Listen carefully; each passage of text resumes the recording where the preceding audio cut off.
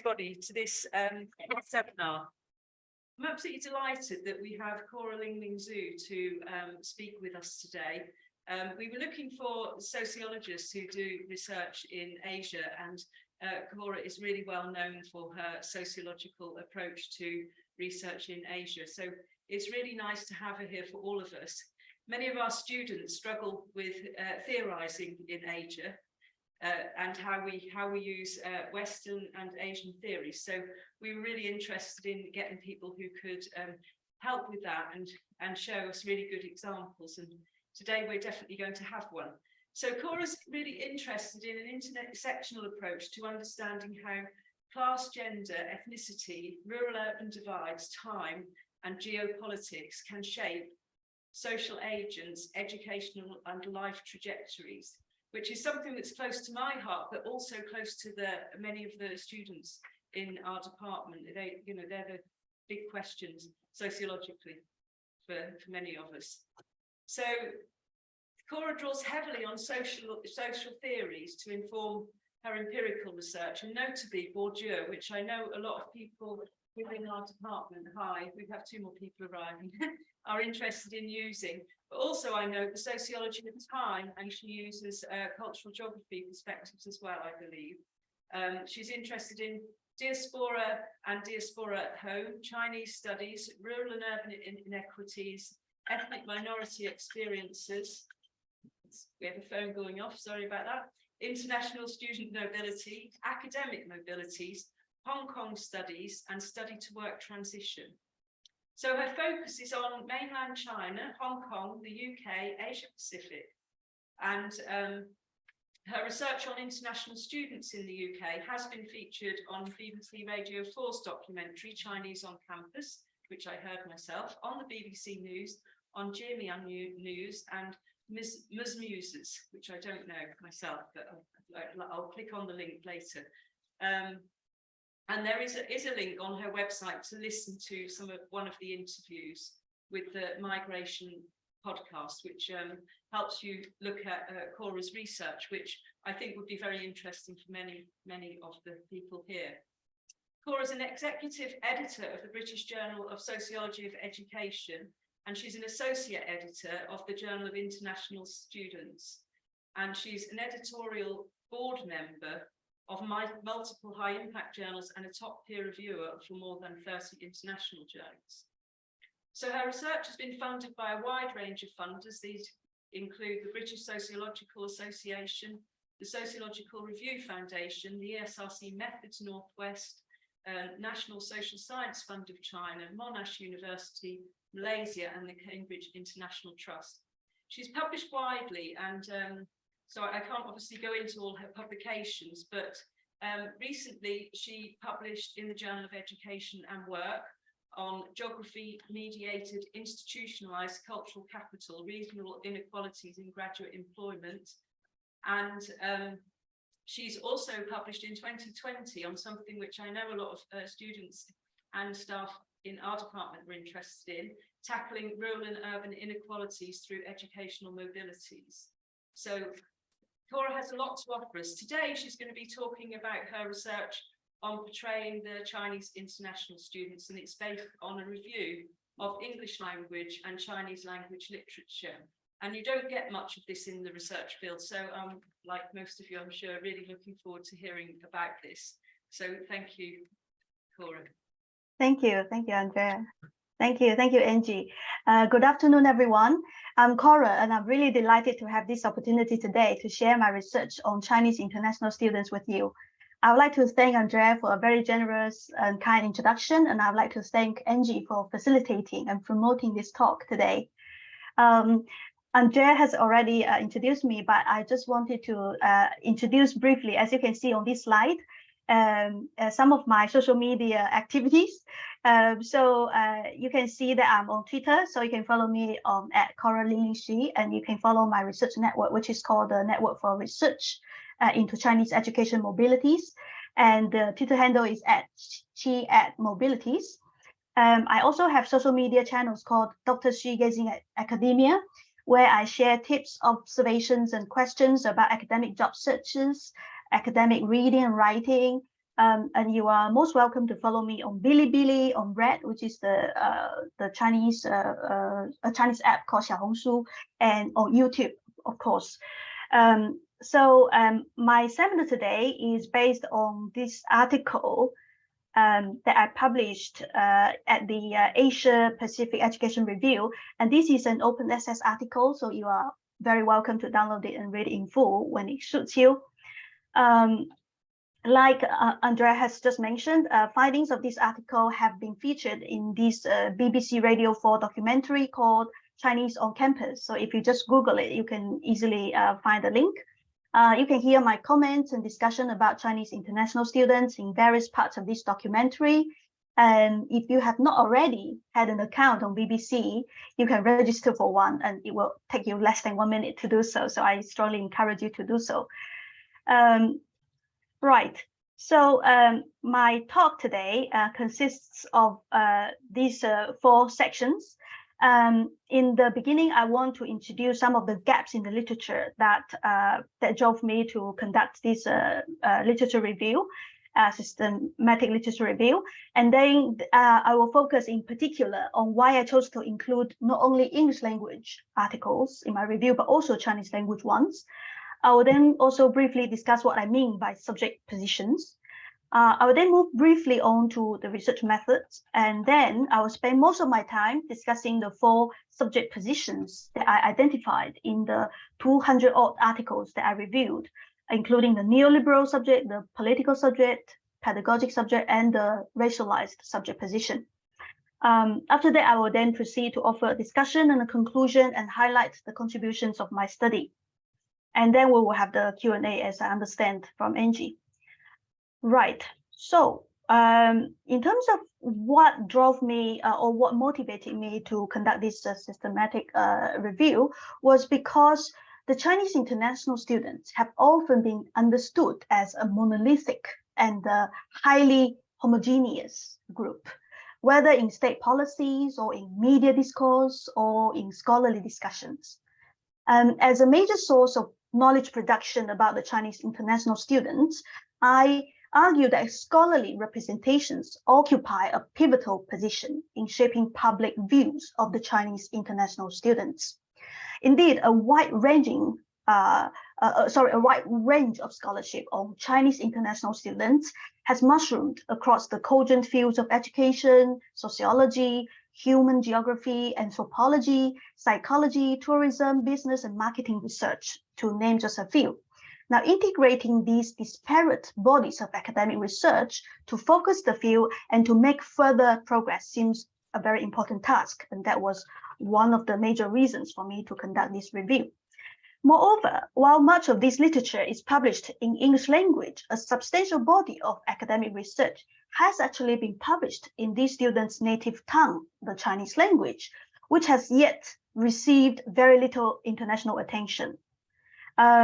So indeed, when examining the existing literature, we find 3 seminal reviews, respectively by, and here you can see on the slide, by Henze and Zhu, 2012, Suspicina and Schalke, 2019, and Zhang Wu, 2018. And all of these three reviews have focused only on the English language representations of Chinese international students and not its Chinese counterparts. With such a view, this paper aims to provide a more updated and comprehensive review in order to capture the state of the scholarship and hopefully pinpoint gaps and future directions for research on the so-called Chinese international students. So just now, Andrea mentioned the need for using theories, especially social theories. In this paper, I draw on primarily the post-colonial lenses to understand this literature. While there is an abundance of English language literature on Chinese international students, little is known internationally about what topics of interest and research agendas are for authors of the Chinese language literature. This gap in knowledge could be placed within the global scales of knowledge and power inequalities, both historically and contemporarily. Edward Said's notion of Orientalism provides fundamental understandings about how the Occident versus or the West constructs an Orient or an East as the other or as others. This is closely related to how the Chinese international students are portrayed in Western-based media and literature. Now, Orientalism is characterized by a complicated and invested system of theory and practice, sedimented through many generations, and filtered, and here I cite Said, 1978, filtered through the Orient into Western consciousness. This feature of Orientalism can be closely corroborated regarding Western material and ideological investments on generations of Chinese international students. Throughout the Chinese international students' history, a Western dominant hegemony, that is to say, a form of cultural leadership and domination, has been reinforced. And again, here I'm citing Edward Said's 1978 work. Such a cultural hegemony dictates the relationship between the non-Western individuals, in this case, the Chinese international students, and their Western counterparts. Homi Bhabha's notion of mimicry, for instance, depicts how the non-Western individual is considered as epistemically inferior and needing work, such as pedagogic efforts to display the appearance and manners of the colonizers. And here I'm quoting Suspicina and Schalke 2019. However, they are never good enough because their mimicry is always partial, contradictory, and ambivalent.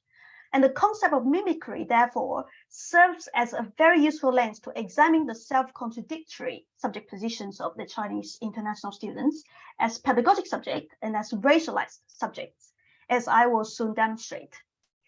In the academic research and publishing sphere, the dominance of the West and the othering of the Orient have manifest through the privileging of the English language literature and marginalization of the local or indigenous language literature. Such geopolitics of knowledge production thus creates hierarchies of knowledge, practices, and perspectives, with some being consecrated as legitimate and concomitantly normalized, while others deemed as irrelevant and dismissed. Moreover, the English language dominance in academic publishing can create, and here I quote again Suspicina and Schalke 2019, subject positions that contribute to their own subjectification. The sorting and ordering of subject positions according to such sets of logics can have pernicious effects and produce subjectivities as more or less powerful, more or less legitimate, more or less deserving. Thus, it will be a critical way for this paper to review the hidden inequalities and challenge the global power hierarchies through unpacking how Chinese international students are portrayed in research and in unraveling the kinds of positioning or subject positions that they are rendered, thereby placing these in the broader context of hierarchies of subject positions, as you will soon see. I also argue that this paper's endeavor to bring the Chinese language literature on Chinese international students can be considered as a first attempt to bridge the knowledge gap between the dominant English language literature and the so-called local perspectives of Chinese language authors. In doing so, I hope to challenge the above-mentioned hierarchies of knowledge production through affirming the legitimacy, the relevance, and the contributions of the Chinese language literature. However, this is not to mean that I have a blanket endorsement of the Chinese language literature. Instead, as you will soon see, this paper recognizes that knowledge production in China, from Qing Dynasty through to contemporary People's Republic of China era, is shaped by the country's social and political contexts, and therefore issues of censorship and self-censorship can be very important factors to consider. So this means that certain topics, such as ideological orientations, can be safer to adopt and to publish in the Chinese language, but not others. And you will soon see, especially when I compare the two bodies of literature, the English language literature and the Chinese language literature. Right. So why did I study the Chinese international students' subject positions, and what do I mean by that? Well, in this paper, subject positions refer to the socially constructed subjectivities assigned to the Chinese international students. I maintain that academic research and the discursive work done within research can be construed as technologies in the Foucauldian sense through which the Chinese international students are subjects that are created. In academic research, subject positions can be produced, negotiated, and transformed through discursive practices. Such subject positions generated to represent the researched, in this case, the Chinese international students, can have far-reaching effects and implications, such as reinforcing reified status and stereotypes against the researched. Indeed, the most cutting-edge research in the field, such as scholars like Xu and colleagues and Heng, have consistently noted that the Chinese international students are often depicted in, and here I cite, limited, static, and sometimes implicitly negative and lopsided ways. In view of these biased portrayals, these scholars have called for researchers at large to be transparent about and revise their ideological constructions of the Chinese international students. While these scholars were focusing more on Western scholars, in this paper, I also aim to interrogate the Chinese counterparts, the Chinese language scholars, through my thematic narrative review. Right, so in terms of method, I focused my attention on the peer-reviewed journal articles published between 2015 and 2020. And for the English language literature, I chose Google Scholar as the database because of its proven comprehensive coverage of scholarly literature in social sciences, which is often insufficiently indexed in other well-known databases, such as Web of Science or Scopus. And here I'm citing Martin and colleagues 2018, who has done research about these various databases, and this has been the conclusion that they have drawn. For the Chinese language literature, I conducted keyword searches on the Chinese Academic Journals full text database, also known as the CNKI, the Zhiwang, okay, which is the largest and continuously updated Chinese journal database in the world. So altogether, I reviewed 128 English language literatures and 74 Chinese language literatures published within this period. Right, so I would like to briefly talk about my own positionality before I move on to the findings. Now, I was a Chinese international student for 5 years in the UK, and I have since worked as an academic, publishing predominantly in English language, based in a Western university. Currently, I'm based in Durham. I have had a long-standing interest in research on Chinese international students, having worked in the field for nearly a decade. Now, when examining these two bodies of literature, I constantly interrogated myself as to whether I am making assumptions about ideological stances of literature published in either language and of the authors, be they Chinese or non-Chinese authors. When I critique the Chinese language literature, I do not assume that they are purely written within China's indigenous framework or terms of reference. Instead, I acknowledge that they may be variously influenced by Western thoughts and frameworks. Similarly, when I examine English language publications, I also note that some scholars may have this ambition to uphold their own Chinese or original cultural tradition, and inevitably are influenced by their original cultural upbringings. Therefore, this paper is not claiming a dichotomous distinction between the English language and the Chinese language literature. Rather, I strive to note the shared and divergent trends and attempts, and attempt to critique both through a shared set of theoretical framework. Now, admittedly, this critique itself is biased and inevitably influenced by my own upbringing and academic training. However, here I concur with Yang Zhui 2018 that, and here I quote him from page 41, that the politics of representation and authenticity, end of quote, is at the core. And in this paper, I strive to engage productively with the multiple vantage points to produce more transparent and rigorous analysis. And I argue that by examining both the English language and the Chinese language literature on Chinese international students, I am stepping a first step forward towards this goal. So there are some methodological limitations here, and I list 3. For instance, I did not include literature published in other languages. For instance, in the course of collecting these articles. There were some articles published in Korean, which I cannot read, so I had to exclude them. But this means that there actually is a body of literature about Chinese international students published in other languages such as Korean and Japanese. And for colleagues who can read and engage with these languages, it's actually a very interesting way to do further work. The second methodological limitation is that I only was able to include peer-reviewed journal articles, but not other types of outputs like dissertations and conference papers. In fact, during the course of selecting articles, I had to exclude doctoral and master's thesis, 142 of them, and 12 book chapters on Chinese international students. And such works, as we know, also provide fascinating insights and can potentially broaden the scope of analysis.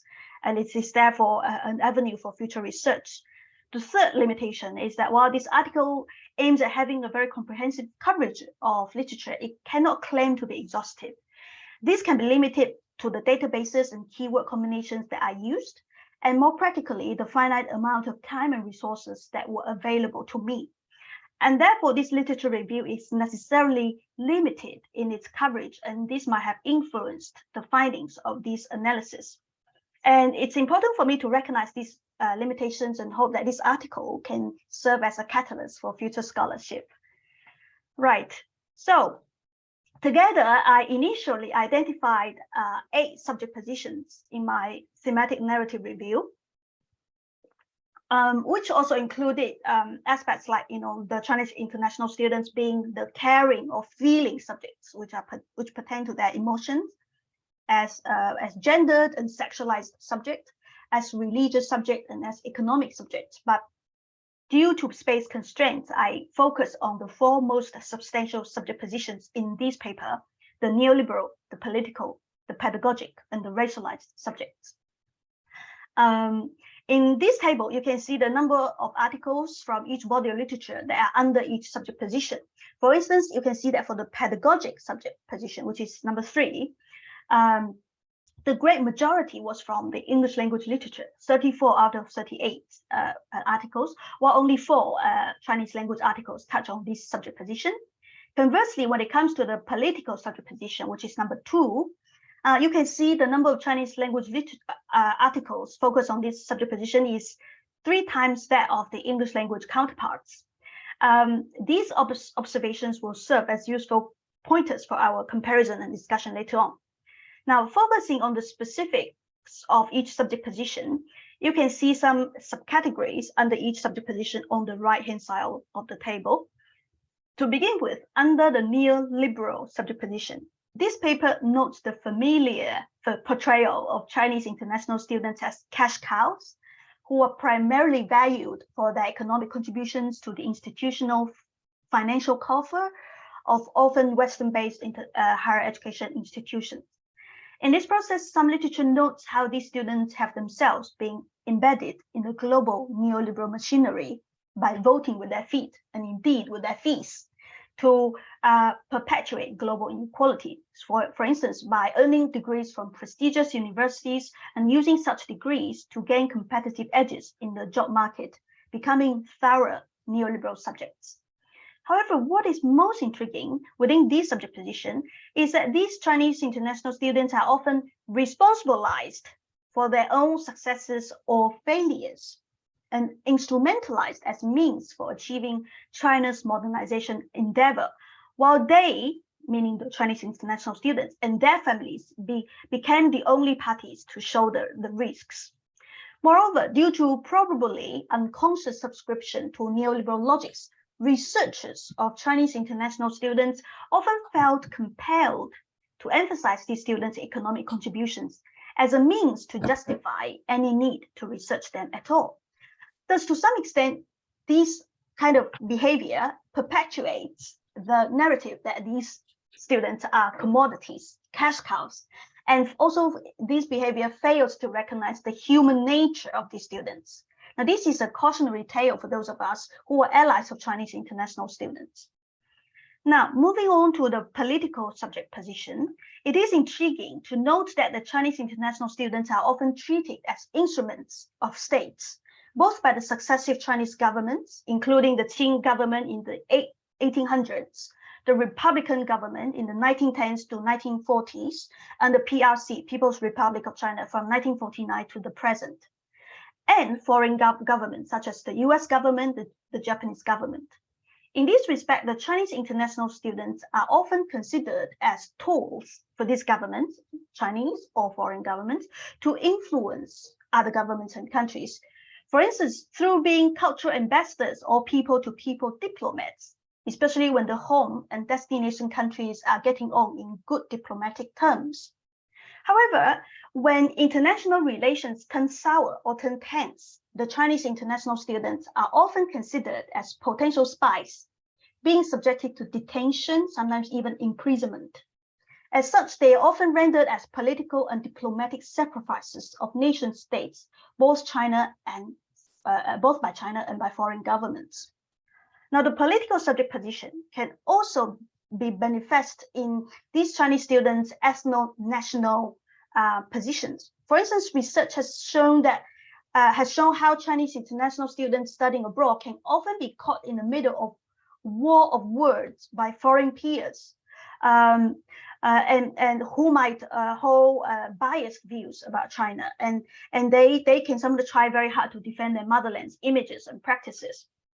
Most intriguingly, the political subject position is most adamantly reflected through their ideological positions. The Chinese international students are at times positioned as ideological mediators, for instance, in spreading Japanese Marxism to China in the early 1900s. At other times, they are found to be striving hard to negotiate what democracy means and how it works when studying in a Western democratic country. Such literature highlights the complexities for their subjective development and the inherent conflicts and struggles that these students experienced. More importantly, these Chinese students are often considered as malleable but suspicious ideological subjects, whose ideological inclinations have to be carefully vetted before they are sent abroad. For instance, during the Sino-Soviet, within the Sino-Soviet relations in the 1950s and 60s, during their studies abroad and after they have returned. So their ideological inclinations have to be carefully vetted before, during, and after they have returned. Concerted efforts have also been made to orient or to mold their ideological developments positively so as for them to be aligned with those of the nation state. And here, I mean the Chinese nation state. Now, moving on to the pedagogic subject position. While there continues to be a number of articles that portray the Chinese international students as deficient, incompetent, reticent learners who lack critical thinking skills, a nascent body of literature has begun to critique and challenge such portrayals. Instead, this new literature has argued that the Chinese students' pedagogic needs are perfectly legitimate and should not be considered as deviant from the image and needs of a normalized Western-centered learner. This literature also challenges the idea of critical thinking as a purely Western construct and questions the legitimacy of Western-centric pedagogic practices. Along the same line, this literature has evidenced the agentic, methodical, resourceful, and innovative nature of Chinese international students as knowledgeable educators and thinkers. Now, moving on to the racialized subject position, a group of articles has noted that racial discriminations experienced by the Chinese international students, both on university campuses and in the job markets, while another group took this matter further to problematize the color blindness and neo-racism of institutional and individual practices, mostly in the US. It is intriguing that Chinese international students' racial identifications have also been shown to be quite fluid, as shaped by the amount of time they spend abroad and the specific national contexts they are in. Also, the Chinese international students are found to have somewhat simplistic understanding of the different racial groups in their naive engagement with racialized discourses and interracial relations, for instance, in Australia. Now, these studies thus depart from the Chinese international students being passive recipients of racialized treatment, but accentuate their roles as discerning racialized subjects. Notably, there has been little attention paid to the ethnically diverse nature of Chinese international students within China. By far, within these 200 odd articles, only one article published in the English language addresses the experiences of ethnic minority students' experiences in their study abroad. In other words, this responds to what I was arguing in the beginning of my paper, that the Chinese international students has often been considered as like a monolithic group, while actually, you know, that within China there are 56 officially recognized ethnic groups. And yet the ethnic minority student experiences have been almost like seldom covered in this literature. Now, apart from discerning the subject positions, in this paper, I also mapped out the authors' backgrounds, identifying where the authors were based at the point of publication and whether they received research training outside mainland China, whether they were ethnic Chinese. You can see in this table that for the authors of the Chinese language, a great majority were based in mainland China, and they were ethnic Chinese. And only 1/5 who received research training outside of China. In comparison, in the English language literature, more than 1/5 were based in China when they published, and around half of the authors were not ethnic Chinese. Now, I'm not suggesting that these will necessarily dictate their approaches or ideological positioning, but these are nonetheless important contextual factors for our discussion, which I'm now going to delve into. Right, so what insights can we derive from this review? Overall, I note that the Chinese language literature has a predominant focus on historical studies of Chinese international students, especially on the modern China period. This is unparalleled by the English language literature, which has an exclusive contemporary focus. Also, the Chinese language literature has a predominant focus on the Chinese international students' political subject position, while its English language counterparts pay much less attention to the political subject position, but a lot more to their neoliberal, pedagogic, and racialized positions. For the Chinese language literature that focuses on contemporary contexts, it has shunned their political subject positions. In other words, they have avoided talking about these students' political subject positions when they are talking about the contemporary context. Now, this could be explained through the issues of censorship and self-censorship in China.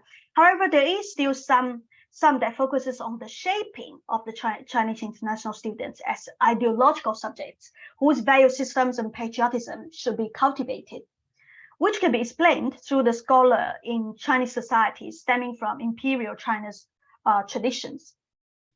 Now, both bodies of literature, both the English and the Chinese language literature, have seen a nascent literature that challenges the universal superiority of westernized critical thinking and emphasizes the epistemic contributions and heterogeneity of Chinese students. Both bodies of literature have also shown that the nation states, the higher education institutions, the media, and even certain researchers might have exploited the vulnerabilities of the Chinese international students. This is not to negate the enormous agency of the Chinese international students, as evidenced in this reviewed literature. Right. So what about the future directions for research? This paper has pointed to 3 main future research directions. Firstly, considering the strengths of the Chinese language literature, greater communication of research agendas and approaches between the English and the Chinese language research communities seems rather beneficial. This is not only relevant to research on Chinese international students, but can be applied to broader research that concerns internationalization of Chinese education. Secondly, it is important for research to continue accentuating and legitimating the epistemic qualities, agencies, and contributions of Chinese international students, while highlighting the corresponding epistemic injustice exercised on them by governments and institutions.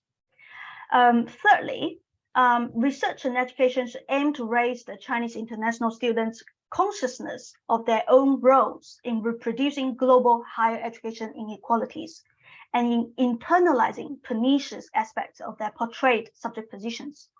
Scholars publishing in both English and in Chinese about these students and beyond can therefore capitalize on the wealth of epistemic traditions from both China's indigenous and Western perspectives to enrich our theoretical, conceptual, and empirical understandings towards the Chinese international students, as both a phenomenon and a constituent of contemporary global higher education. So here I argue that this article makes contributions to the global knowledge production because this article is among the first to bring forth a dialogue between the dominant English language and the indigenous Chinese language literature. This act challenges the hierarchies of knowledge production through accentuating the strengths, legitimacy, and contributions of the Chinese language literature. The fruitful comparative insights yielded thus helps to foreground the problematic subject positions portrayed of the Chinese international students and serve as salient evidence to question the normalization of Western-centric assumptions and practices in international education provision. This evidence also sets in motion our quest to placing Chinese international students, and indeed Chinese language scholarships, on these students as epistemic equals of their Western counterparts.